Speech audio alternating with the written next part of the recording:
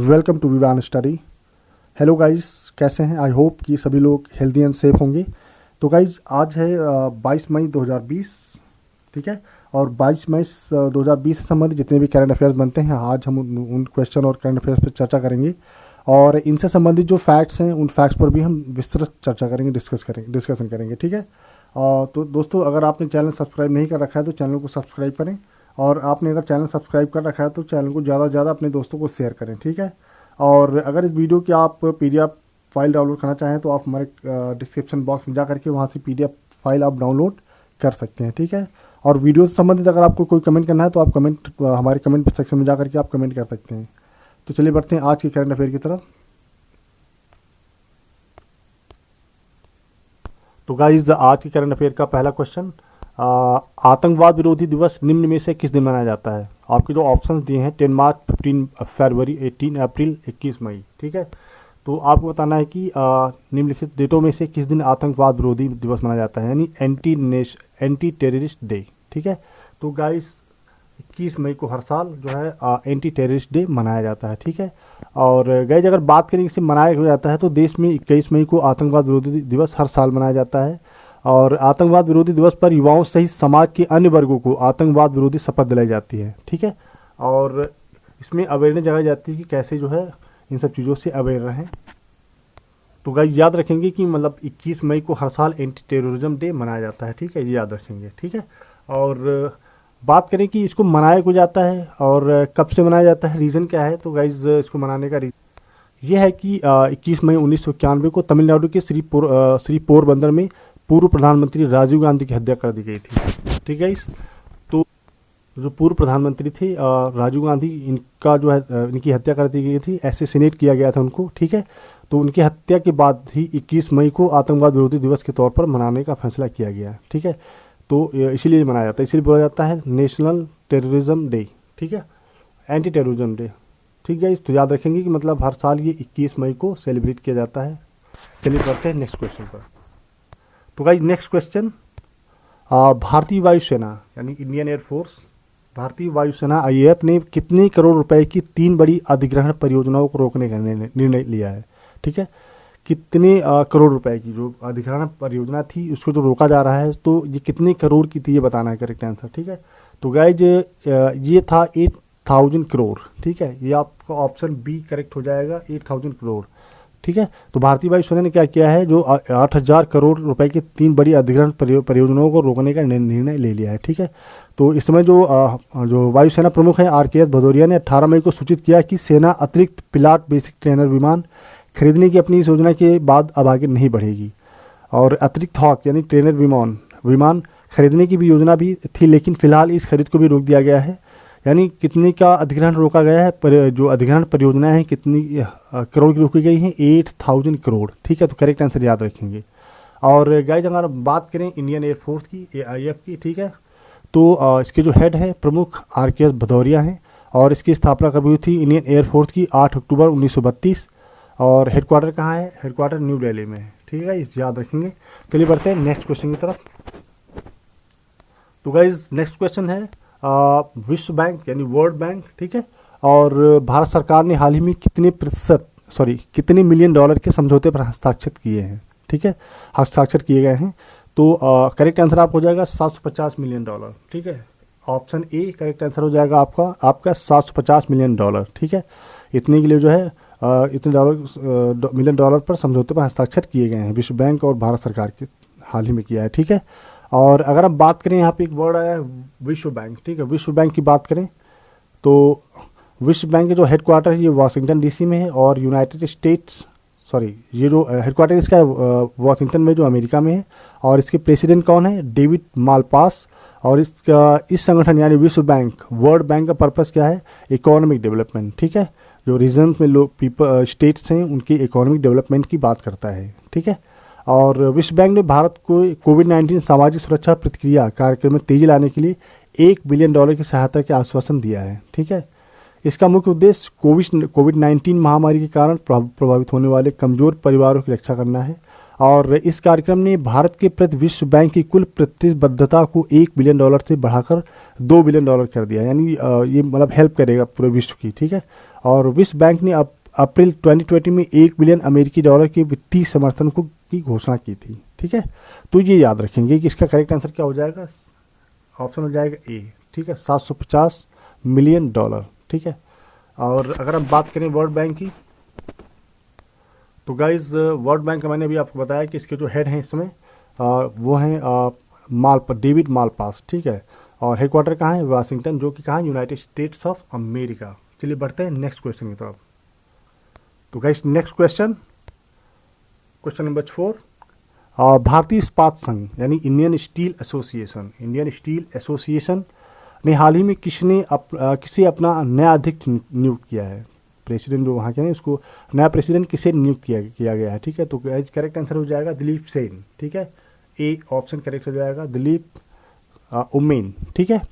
तो दिलीप उम्मेन को जो है भारतीय इस्पात संघ यानी इंडियन स्टील एसोसिएशन का नया अध्यक्ष नियुक्त किया गया है, ठीक है। और उनका कार्यकाल तत्काल शुरू हो गया है। और इससे पहले इस पद पर टाटा स्टील के CEO टीवी नरेंद्रन का कार्यकाल जो था चल रहा था, लेकिन अभी अगस्त में समाप्त हो जाएगा, ठीक है। और उन्होंने उससे पहले 1 मई को अध्यक्ष पद से हटने का फैसला किया और दिलीप उम्मीन को सर्वसम्मति से 2 वर्ष के लिए अध्यक्ष चुन लिया गया है, ठीक है। तो गाइज स्क्रीन पर मैं आपको दिखाऊँ दिलीप सेन कौन है। तो गाइज ये हैं दिलीप सेन, और दिलीप सेन को ही जो है रिसेंटली क्या किया गया है, भारतीय इस्पात संघ यानी इंडियन स्टील एसोसिएशन का अध्यक्ष नियुक्त कर दिया गया है, ठीक है। तो याद रखेंगे। चलिए बढ़ते हैं नेक्स्ट क्वेश्चन की तरफ। तो गाइज नेक्स्ट क्वेश्चन है क्वेश्चन नंबर 5, किस देश के प्रधानमंत्री थॉमस थबाने ने औपचारिक रूप से अपने पद से इस्तीफा दे दिया है, ठीक है। गाइज आपको बताना ही ऑप्शन में से कौन सा करेक्ट है। तो किस देश के प्रधानमंत्री ने, थॉमस थबाने ने जो है औपचारिक रूप से अपने पद से इस्तीफा दे दिया है। करेक्ट आंसर हो जाएगा आपका बी, लसेथो, ठीक है। लसेथो कंट्री के जो प्रधानमंत्री हैं थॉमस थबाने ने क्या किया, अपने पद से औपचारिक रूप से इस्तीफा दे दिया है, ठीक है। और लसेथो की अगर बात करें तो गाइस तो ये हैं थॉमस थबाने, ठीक है। और इन्होंने ये कहाँ के, अफ्रीकी देश के हैं और लसेथो कंट्री के हैं। और इन्होंने क्या किया है, अभी हाल ही में औपचारिक रूप से अपने पद से इस्तीफा दे दिया है, ठीक है। और अगर लसेथो कंट्री की बात करें गाइस, तो गाइस आप स्क्रीन पर इसको देख सकते हैं कि लसेथो कंट्री यहाँ पे है, ठीक है। और लसेथो की जो कैपिटल है वो मसेरू, और यहाँ की करेंसी जो है लेसोथो लॉट, और यहाँ जो लैंग्वेज चलती है साउथर्न सोथो, ठीक है। तो यहाँ पे ये लैंग्वेज चलती है साउथर्न सोटो। और यहाँ के जो प्रधानमंत्री कौन थे जिन्होंने इस्तीफा दिया वो कौन थे, थॉमस थबाने, और किस कंट्री से हैं, अफ्रीकी देश लसेथो से, ठीक है। तो गाइस चलिए बढ़ते हैं नेक्स्ट क्वेश्चन की तरफ। तो गाइस नेक्स्ट क्वेश्चन है क्वेश्चन नंबर 6, भारत और किस देश ने हाल ही में 5 नए बंदरगाहों और 2 नए प्रोटोकॉल्स, यानी 5 नए बंदरगाह और जो 2 नए प्रोटोकॉल्स, ठीक है, मार्गों के संचालन के लिए एक समझौते पर हस्ताक्षर किए हैं, ठीक है। तो इसका करेक्ट आंसर हो जाएगा गाइस, किन दो देशों ने किया, भारत और किसने, बांग्लादेश ने, ठीक है। भारत और बांग्लादेश ने क्या किया, 5 नए बंदरगाहों और 2 नए प्रोटोकॉल मार्गों के संचालन के लिए एक समझौते पर हस्ताक्षर किए हैं। और इस हस्ताक्षर पर इसमें हस्ताक्षर करने का रीज़न क्या है, इसमें जो आपस में समझौता हुआ है, इसमें जो हस्ताक्षर है उसका रीज़न क्या है। इसका रीज़न ये है कि इससे द्विपक्षीय व्यापार को बढ़ाने में मदद मिलेगी, यानी इंडिया और बांग्लादेश दोनों देशों को आपस में द्विपक्षीय व्यापार को बढ़ाने में मदद मिलेगी, ठीक है। और गाइज अगर हम बात करें बांग्लादेश की, तो गाइज ये यहाँ पे बांग्लादेश है, ठीक है। और बांग्लादेश की अगर बात करें तो कैपिटल क्या है, यहाँ की ढाका है, और करेंसी क्या है, बांग्लादेशी टाका, और यहाँ के प्राइम मिनिस्टर शेख हसीना, और प्रेसिडेंट की बात करें तो अब्दुल हामिद, ठीक है। तो याद रखेंगे गाइज। चलिए बढ़ते हैं नेक्स्ट क्वेश्चन की तरफ।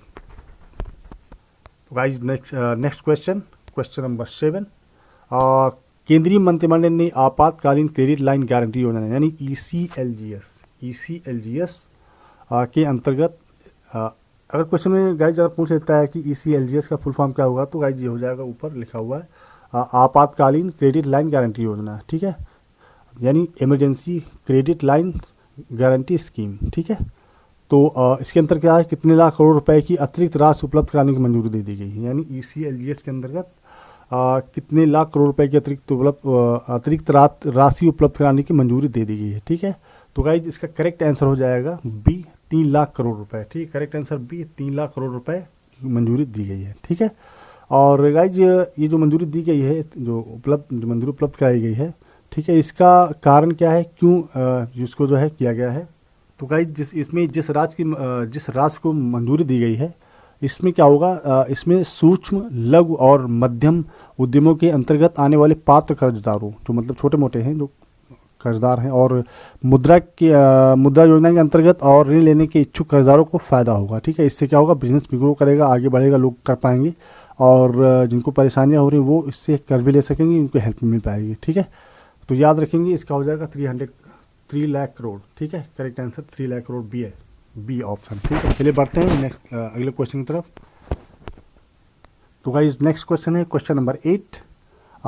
कोविड-19 का टीका बनाने के लिए, कौन सा टीका गाइस, कोविड-19 का टीका बनाने के लिए भारत बायोटेक और किस देश के फिलाडेल्फिया स्थित थॉमस जेफरसन विश्वविद्यालय के बीच समझौता हुआ है। तो फिलाडेल्फिया एक्चुअली गाइस ये पड़ता है अमेरिका में, तो सीधा आपका ऑप्शन हो जाएगा अमेरिका। ठीक है, फिलाडेल्फिया जो सिटी है ये अमेरिका में पड़ती है। ठीक है, तो क्वेश्चन किस देश थे, तो करेक्ट आंसर हो जाएगा अमेरिका। ठीक है, तो अमेरिका। तो जो अभी जो पैंडेमिक चल रहा है कोविड-19, इसका टीका बनाने के लिए भारत ने बायोटेक और अमेरिका की जो फिलाडेल्फिया स्थित एक यूनिवर्सिटी है, थॉमस जेफरसन विश्वविद्यालय, ठीक है, ये थॉमस जेफरसन विश्वविद्यालय के बीच क्या हुआ, समझौता हुआ है। तो गाइस करेक्ट आंसर हो जाएगा इसका अमेरिका, ऑप्शन ए। ठीक है, और बात करें अगर इसकी जो समझौता हुआ है इसके बारे में, तो इसका टीका बनाने के लिए जो है दोनों में समझौता हुआ है, और इस टीका का विकास जेफरसन कंपनी ने किया है। और भारत बायोटेक ने यह घोषणा की कि इस टीके को वर्तमान में निष्क्रिय हो चुके रैबीज के टीके का इस्तेमाल कर विकसित किया गया है। यह कोरोना वायरस प्रोटीन के वाहन के रूप में काम करेगा। ठीक है, तो कोरोना वायरस के जो प्रोटीन होते हैं उनके वाहक के रूप में ये काम करेगा, तो ये इसमें हेल्प मिलेगी। और गाइस अगर हम बात करें यूनाइटेड स्टेट्स ऑफ अमेरिका की, तो गाइस ये अमेरिका है यहाँ पे स्क्रीन पे। ठीक है, ये north America, south America, east America, यहाँ पे पूरा सेक्शन पड़ता है। ठीक है, और बात करें यहाँ के प्रेसिडेंट की, तो डोनाल्ड ट्रंप हैं, और कैपिटल वाशिंगटन है इस समय, और करेंसी क्या है, यूनाइटेड स्टेट्स डॉलर। ठीक है, यूएसडी चलता है यहाँ पे, तो ये याद रखेंगे। चलिए बढ़ते हैं नेक्स्ट क्वेश्चन की तरफ। तो गाइस नेक्स्ट क्वेश्चन है, चीन की सरकार ने हाल ही में किस देश की निर्यात पर, यानी चीन गवर्नमेंट ने किस देश की निर्यात पर 80% का टैरिफ लगा दिया है। तो इसका गाइस इसका करेक्ट आंसर हो जाएगा ऑस्ट्रेलिया। ठीक है, ऑस्ट्रेलिया पर क्या किया है इसने, चीन ने इसकी निर्यात पर 80% का टैरिफ लगा दिया है। ठीक है, और चीन के इस कदम से दोनों देशों के राजनीतिक संबंध बिगड़ चुके हैं, मतलब काफ़ी दिक्कतें हो रही हैं, और चीन की इस कार्रवाई से आशंका जन्म ले रही है कि इससे शुरू होने वैश्विक ट्रेड वार में चीन कई देशों को भी घसीट सकता है। ठीक है, तो गाइस अगर हम यहाँ पे बात कर रहे हैं जो है ऑस्ट्रेलिया की, तो गाइस ये वर्ल्ड मैप में ऑस्ट्रेलिया है यहाँ पे। ठीक है, और अगर ऑस्ट्रेलिया की बात करें तो ऑस्ट्रेलिया की जो कैपिटल इस समय है कैनबेरा, प्राइम मिनिस्टर यहाँ के स्कॉट मॉरिसन, करेंसी है ऑस्ट्रेलियन डॉलर, और यहाँ की लैंग्वेज जो है इंग्लिश चलती है। ठीक है, तो ये याद रखेंगे। चलिए बढ़ते हैं नेक्स्ट क्वेश्चन की तरफ। तो गाइस नेक्स्ट क्वेश्चन, अंतर्राष्ट्रीय चाय दिवस कब मनाया जाता है, यानी international T day. International T day कब मनाया जाता है गाइस, 21 मई, यानी 21 मई को हर साल जो है अंतर्राष्ट्रीय इंटरनेशनल टी डे मनाया जाता है। ठीक है, और अगर बात करें कि इसको मनाया क्यों जाता है गाइस, इसको सेलिब्रेट करने का रीज़न क्या है, तो गाइस अंतर्राष्ट्रीय चाय दिवस 21 मई को प्रतिवर्ष मनाया जाता है। इस दिन का उद्देश्य लंबे इतिहास और दुनिया भर में चाय के गहरे सांस्कृतिक और आर्थिक महत्व के बारे में जागरूकता पैदा करना है। ठीक है, तो याद रखेंगे। तो चलिए बढ़ते हैं नेक्स्ट क्वेश्चन की तरफ। तो गाइस नेक्स्ट क्वेश्चन है क्वेश्चन नंबर 11। किस देश की सीनेट ने क्या किया है, स्टॉक एक्सचेंज से चीनी फर्मों को डिलिस्ट करने के लिए एक बिल पारित किया है, यानी हटाने के लिए, डिलिस्ट करने के लिए। ठीक है, एक बिल पारित किया है। कौन सा कंट्री ऐसा है, ठीक है, तो कंट्री बताना, तो गाइस अमेरिका हो जाएगा, ऑप्शन बी हो जाएगा करेक्ट आंसर। अमेरिका ने क्या किया है, अभी चीन को अपने यहाँ से जो चीनी फर्म्स हैं उनसे डिलिस्ट करने का निर्णय लिया है। उसके लिए वहाँ के पार्लियामेंट में एक बिल पास कर दिया गया है। ठीक है, और इससे क्या होगा, जो है इसमें जो चीनी कंपनियों की अमेरिकी प्रतिभूतियों के आदान प्रदान से हटाने का प्रयास करता रहेगा, और जब तक कि वे अमेरिका के मानकों और नियमों का पालन नहीं करते। ठीक है, तो अगर चाइना अमेरिका के नियमों का पालन नहीं करता है तो चाइना क्या करेगा, चीनी फर्मों को जो है डिलिस्ट करता रहेगा। ठीक है, तो चलिए बढ़ते हैं अगले क्वेश्चन की तरफ, नेक्स्ट क्वेश्चन की तरफ। तो guys next question, oil India limited को OIL, ठीक है, ऑयल इंडिया लिमिटेड को किस राष्ट्रीय उद्यान के नीचे अपनी अन्वेषण परियोजनाओं के लिए पर्यावरण मंजूरी मिली है? कौन सा ऐसा नेशनल पार्क है जिसके नीचे, ठीक है, क्या करेंगे, अन्वेषण परियोजनाओं के लिए इसको जो है पर्यावरण की तरफ से मंजूरी मिली है। ठीक है, तो वो नेशनल पार्क बताना है। तो गाइज वो नेशनल पार्क हो जाएगा डिब्रू साइखोवा नेशनल पार्क। ठीक है, डिब्रू साइखोवा नेशनल पार्क। ठीक है, इसके नीचे और इंडिया लिमिटेड को मंजूरी मिली है कि मतलब इसके नीचे जो है अपनी अन्वेषण परियोजना को जारी कर रख सकते हैं और आगे बढ़ा सकते हैं। ठीक है, अगर हम बात करें द ऑयल ऑफ इंडिया की, मतलब ऑयल की, द ऑयल इंडिया लिमिटेड के असम के डिब्रू साइखोवा नेशनल पार्क में इसकी मंजूरी दी गई है। ठीक है, तो ये याद रखेंगे। और इसके लिए जो है किससे मंजूरी मिली है, MOEFCC यानी पर्यावरण वन और जलवायु परिवर्तन मंत्रालय से इसकी जो है इनको मंजूरी मिली है, जिसके तहत ये क्या कर सकते हैं, कंपनी को क्षेत्र में हाइड्रोकार्बन की ड्रिलिंग और परीक्षण का कार्य कर सकते हैं यहाँ पे। ठीक है, तो चलिए बढ़ते हैं आगे। तो guys next question, question number 13, cabinet ने प्रधानमंत्री वय वंदन योजना के विस्तार को कब तक मंजूरी दी है?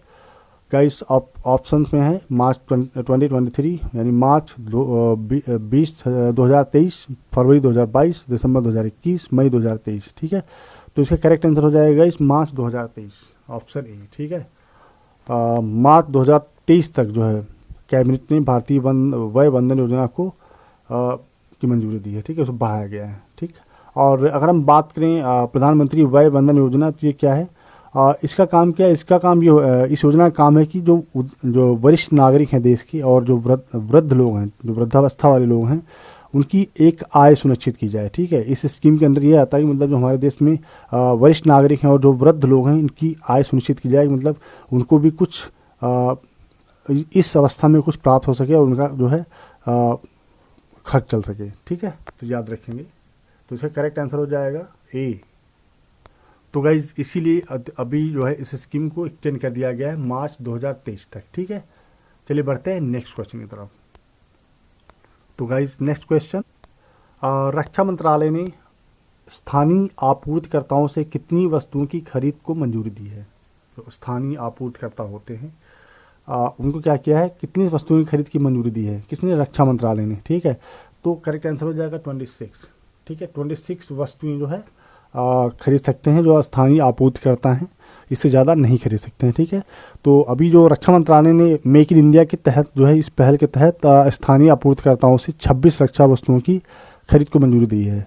रक्षा वस्तुओं में से कुछ में इलेक्ट्रॉनिक मोटर, केबल असेंबलियाँ, dual switch amplifier, sealing ring, well docks और हार्ड डिस्क, प्लेट और मॉड्यूलर शामिल हैं, जिनमें इनको मंजूरी मिली है 26 में चीज़ों में से। ठीक है, तो इसका करेक्ट आंसर याद रखेंगे 26 यानी सी ऑप्शन करेक्ट।